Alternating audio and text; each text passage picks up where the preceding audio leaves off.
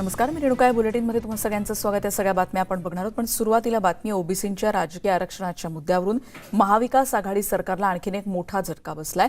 कारण स्थानिक स्वराज्य संस्थांमध्ये ओबीसी समाजाला 27% आरक्षण देता येणार नाही असे आदेश सुप्रीम कोर्टानं राज्य निवडणूक आयोगाला दिले आहेत. राज्य सरकारचा अध्यादेश गृहीत धरता येणार नाही असं सांगत राज्य सरकारच्या अध्यादेशाला पुढच्या सुनावणीपर्यंत स्थगिती देण्यात आली आहे. वॉर्डनिहाय ओबीसींचा डेटा मिळत नाही तोपर्यंत निवडणुका घेता येणार नाहीत असं निरीक्षणही सुप्रीम कोर्टानं नोंदवलेलं आहे.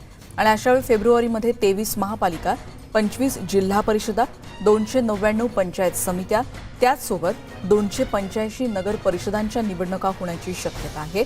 या पार्श्वभूमीवर सर्वोच्च न्यायालयाचा निर्णय राज्य सरकारसाठी मोठा धक्का मानला जातोय.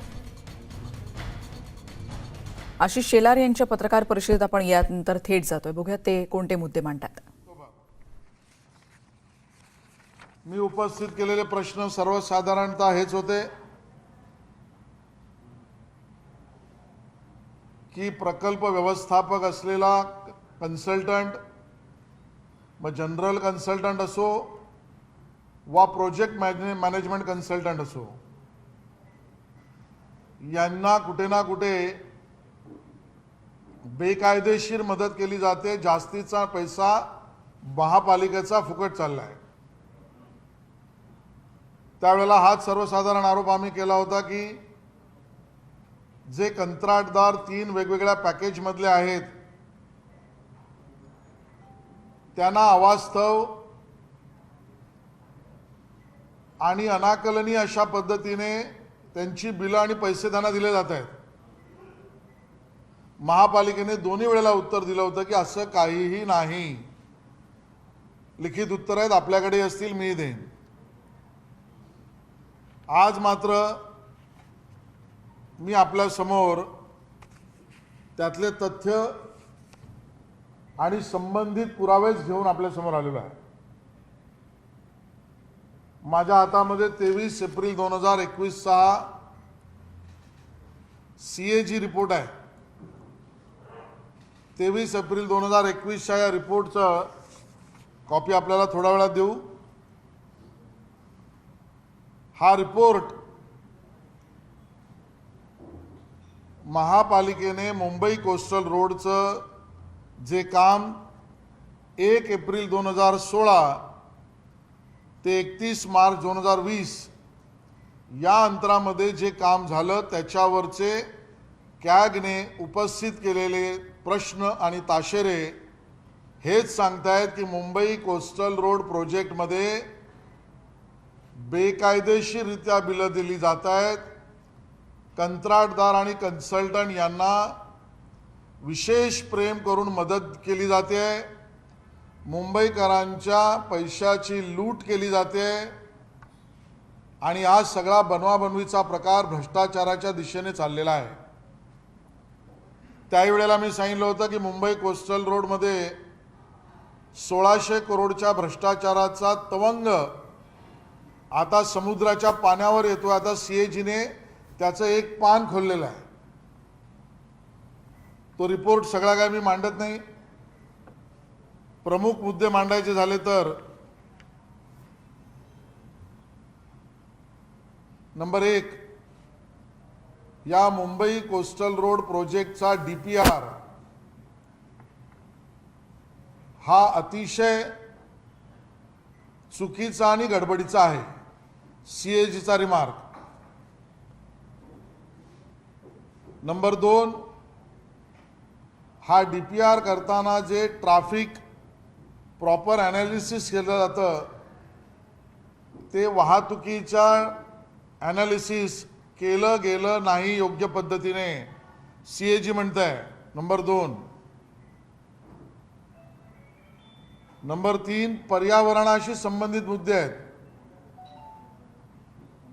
या प्रोजेक्टला त्याही वेळेला मी सांगितलं होतं आणि एक पत्र केंद्रीय पर्यावरण मंत्र्यांना पाठवलं होतं. आता मी राज्याच्या पर्यावरण मंत्र्यांनाही विनंती करतोय, कारण ते स्थानिक आमदार सुद्धा आहेत, की पर्यावरणाचा ऱ्हास किंवा पर्यावरणाबद्दल सजगता नसण्याचे ताशेरे सीएजीने दिलेले आहेत. काय गोष्टी आहेत आणि अतिशय भयंकर गोष्टी समोर आलेल्या आहेत. 90 हेक्टर समुद्रामध्ये भराव टाकून जागा रिक्लेम केली जाणार आहे. 90 हेक्टर किंवा त्याच्या आसपास ती भराव टाकून केलेली जागा, याचा उपयोग केवळ ओपन स्पेस साठी होईल आणि रेसिडेन्शियल आणि कमर्शियल निवासी आणि वाणिज्यिक वापरासाठी होणार नाही, असं हमीपत्र केंद्रीय मंत्रालयाने मागितलं होतं. 90 हेक्टर एवढी मुंबईत वाढणारी जागा कोस्टल रोडच्या निमित्ताने जी होईल त्याचा उपयोग निवासी आणि वाणिज्यिक कारणासाठी होता कामा नये, असं हमीपत्र केंद्रीय पर्यावरण मंत्र्यांनी मागितलं होतं. महानगरपालिकेने 28 महिने उलटून गेले तरी अजून हमीपत्र दिलेलं नाही. कारण काय? महानगरपालिकेला आमचा प्रश्न आहे आणि महानगरपालिकेतल्या सत्ताधाऱ्यांनाही प्रश्न आहे किंवा थेट पर्यावरण मंत्र्यांना सुद्धा प्रश्न आहे. कारण आम्हाला जे कळलंय ते की पर्यावरण मंत्री राज्याचे स्वतः या कामामध्ये लक्ष देत आहेत. चांगली गोष्ट आहे. 28 महिने केंद्रीय पर्यावरण मंत्र्यांनी जी अट सांगितली की याचा उपयोग वाणिज्यिक आणि निवासीसाठी केला जाणार नाही, याचं हमीपत्र का दिलं नाही? काही छुपा अजेंडा आहे का? याचं स्पष्टीकरण झालं पाहिजे. नंबर 1. 2, ही जी 90 हेक्टर एवढी नव्याने जागा निर्माण होईल समुद्रात, ज्याचं लोकेशन आणि ज्याची किंमत आपण ठरवू शकता किती महागडी असेल.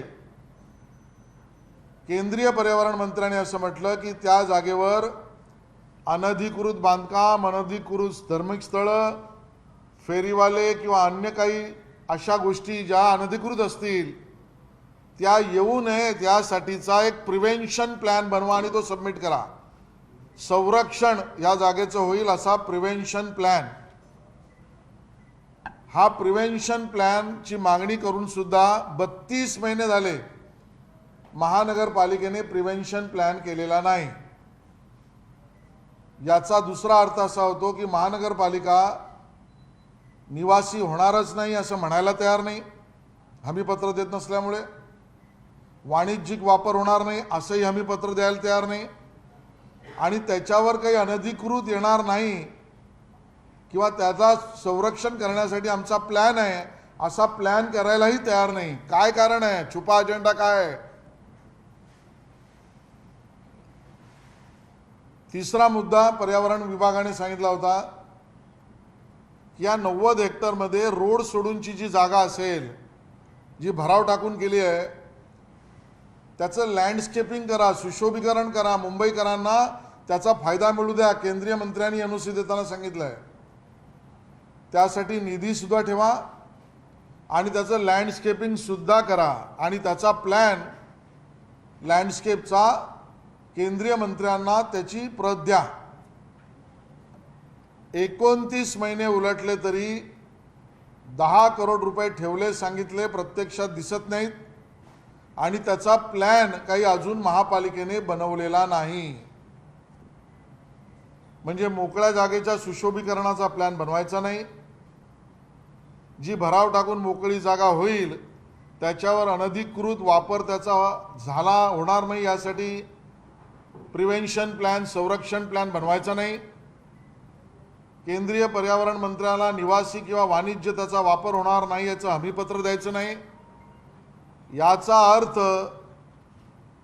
या नव्याने होणाऱ्या मोकळ्या जागेवर दुसरं काहीतरी अनधिकृत करण्याची भूमिका तर महापालिकेची नाही ना. यावर महानगरपालिकेने स्पष्टीकरण दिलं पाहिजे. पर्यावरण राज्याच्या मंत्र्यांनी यावर स्वतः बैठका घेऊन जनतेला अवगत केलं पाहिजे आणि राज्याच्या पर्यावरण मंत्र्यांना सन्माननीय माझी विनंती आहे की हा जो 28, 29, 32 महिन्याचा उशीर, याचं कारण काय हे सुद्धा जनतेला सांगितलं पाहिजे. त्याच्यानंतर आंदोलन चालू आहे, आपण पाहतो आमच्या मच्छीमार बंधू भगिनींचं, कोळी समाजातल्या बंधू भगिनींचं केंद्रीय पर्यावरण मंत्र्यांनी परवानगी देताना सांगितलं की या आमच्या मच्छीमार बंधू भगिनी, कोळी समाजातील बंधू भगिनी यांच्या मासे सुकवण्याच्या जागा डिस्ट्रॉय होतील, बाधित होतील, त्यांचं रिसेटलमेंट, रिहॅबिलिटेशन, मदत आणि पुनर्वसन होणं आवश्यक आहे, त्याचं धोरण बनवा, ती सुद्धा प्रत द्या.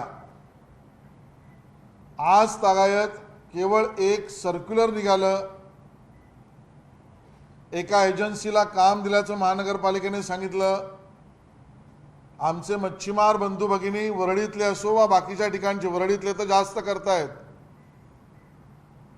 कोर्टापर्यंत गेले, आंदोलनं करतायत, पण अजूनही महापालिकेचं अधिकृत उत्तर जे आलंय त्यामध्ये प्लॅन या आमच्या मच्छीमार बंधू भगिनींच्या मासळी सुकवायच्या जागा किंवा व्यवसायाच्या धंद्याच्या जागा किंवा रिहॅबिलिटेशन, रिसेटलमेंट, मदत, पुनर्वसन यासाठीचं प्लॅन झालेला नाही. काय कारण आहे?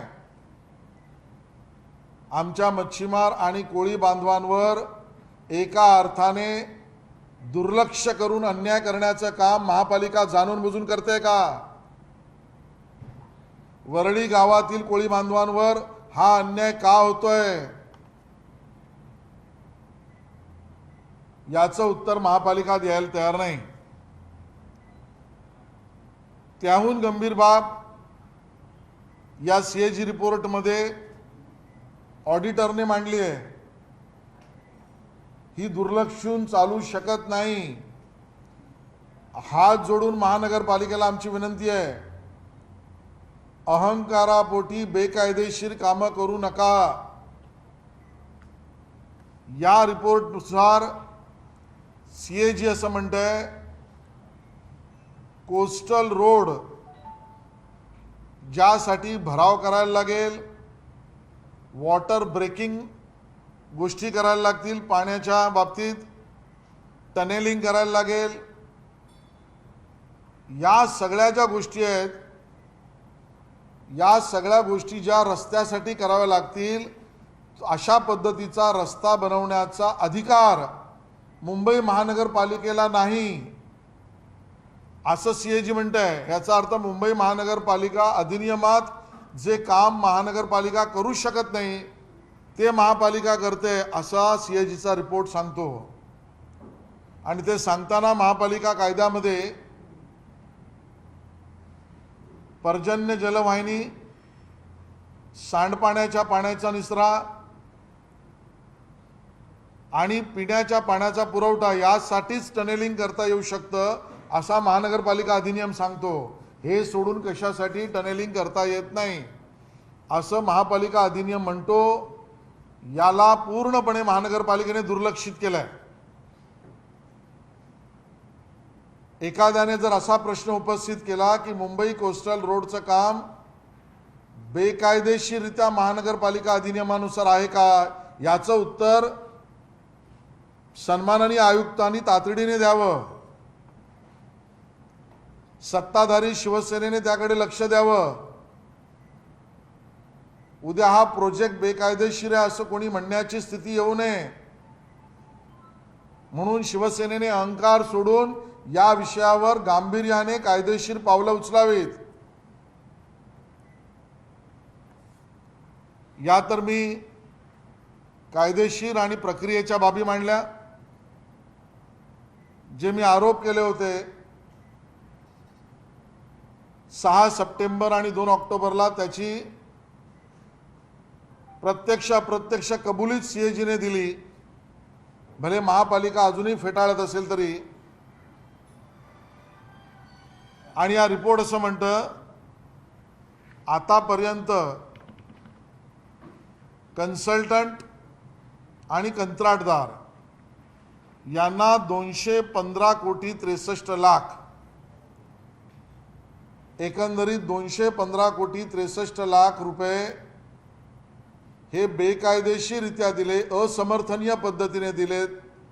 ते त्या कंत्राटदाराला आणि कन्सल्टंटला फायदेशीर व्हावेत म्हणून दिलेले आहेत. 215 कोटी रुपये अयोग्यरित्या कंत्राटदार आणि कन्सल्टंटला दिले गेलेत. आणि त्यातही भयंकर म्हणजे 142 कोटी 91 लाख 142 कोटी 19 लाख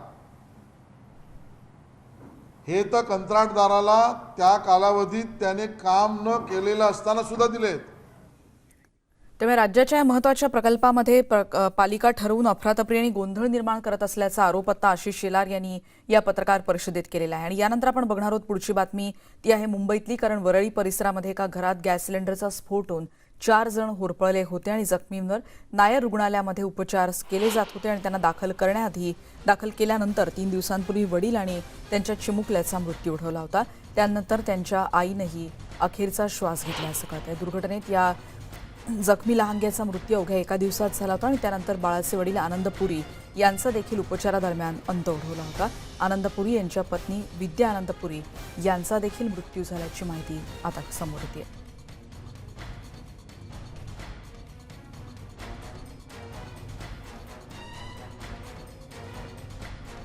दरम्यान वरळीत झालेल्या सिलेंडर स्फोटात एकाच कुटुंबातल्या 3घांचा मृत्यू झाल्याची बातमी आपण बघतोय. आणि या दुर्घटनेप्रकरणी महापौर किशोरी पेडणेकर यांनी पुरी कुटुंबातल्या 5 वर्षाच्या मुलाला आता शिवसेना दत्तक घेणार असल्याची घोषणा केली आहे.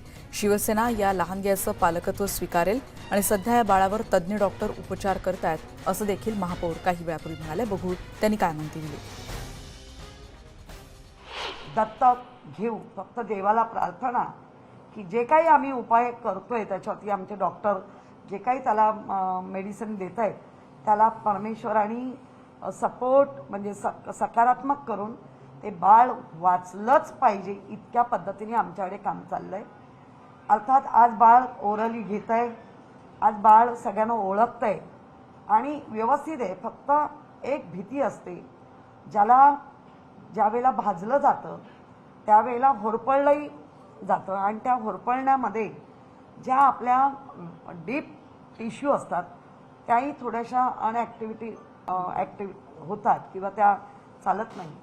अर्थातच त्याला ज्या पद्धतीने मेडिसिन त्याच्या वयाच्या ह्यानी तज्ज्ञ डॉक्टर त्याच्यावरती करतायत आणि बाळ आमचं ते आता वाचेल आणि ते वाचलं त्याचे पालक हे आम्हीच असणार आहोत हे आज पहिलं सांगते.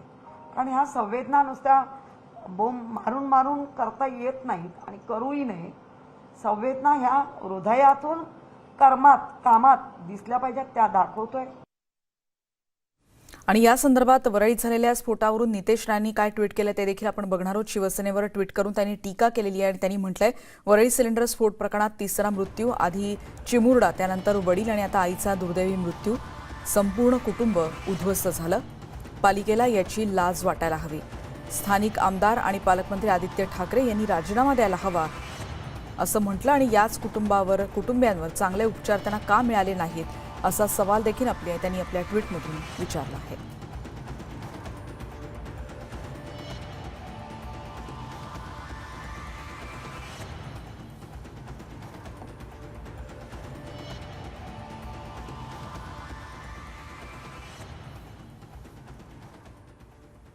आणि यानंतर आपण बघणार आहोत कोरोनामुळे आई, भाऊ आणि आपलं मूल गमावण्याचा विचारही करणं कठीण आहे अक्षरशः. पण अवघ्या 3 महिन्यात या कोरोनासारख्या महामारीनं आपल्यापासून अनेकांचे प्राण हिरावून घेतलेत. तरीही लसीकरणाच्या संरक्षणात्मक कवच असलेल्या लसीचा काही जणांनी अवलंब केला नाही आणि भविष्यात हा जीवघेणा आजार किती जीवांवर अजूनही किती जीव घेऊ शकतो हे सांगता येत नाही. नेटवर्क 18 आणि फेडरल बँकेची लसीकरणाबद्दलची जागरूकता मोहीम असलेल्या संजीवनी शॉर्ट ऑफ लाईफ मधली एक कहाणी आपण बघणार आहोत, ज्यात हिमाचल प्रदेशमधल्या कुलूमध्ये ही वेदनादायक कथा आम्ही तुमच्यापर्यंत मांडतो आहोत.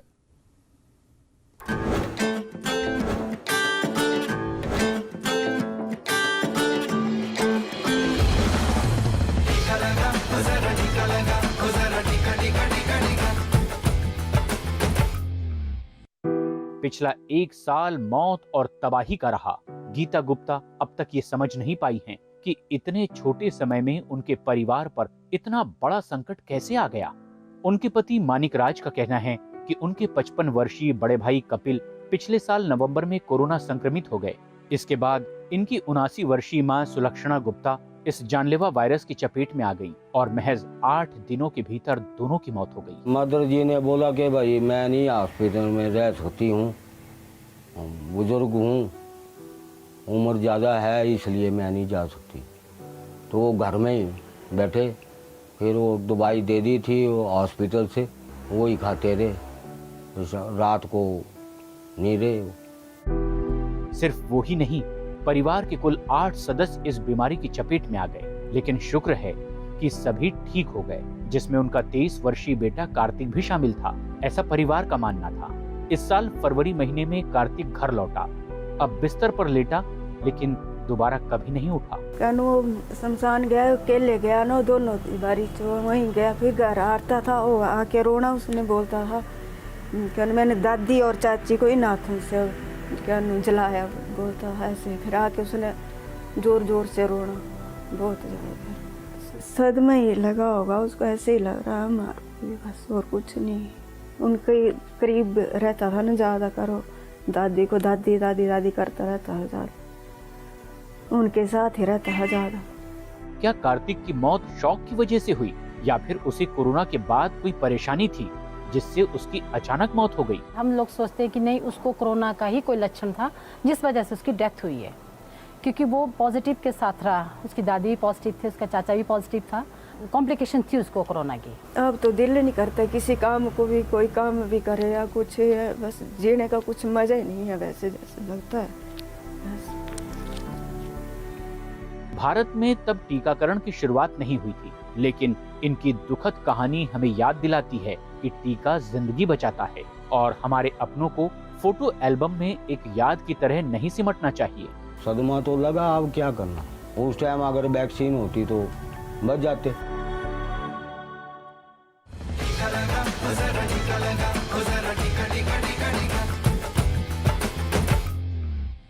त्यामुळे लसीकरणाचं महत्त्व सांगणारी ही कहाणी आपण ऐकली आणि यानंतर या बुलेटिनमध्ये इथेच थांबणार आहोत। पण जाताना सगळ्यात महत्त्वाचं म्हणजे दिवसभरातल्या सगळ्या महत्त्वाच्या आणि ताज्या बातम्या आम्ही बुलेटिनच्या माध्यमातून तुमच्यापर्यंत पोहोचवत असतो।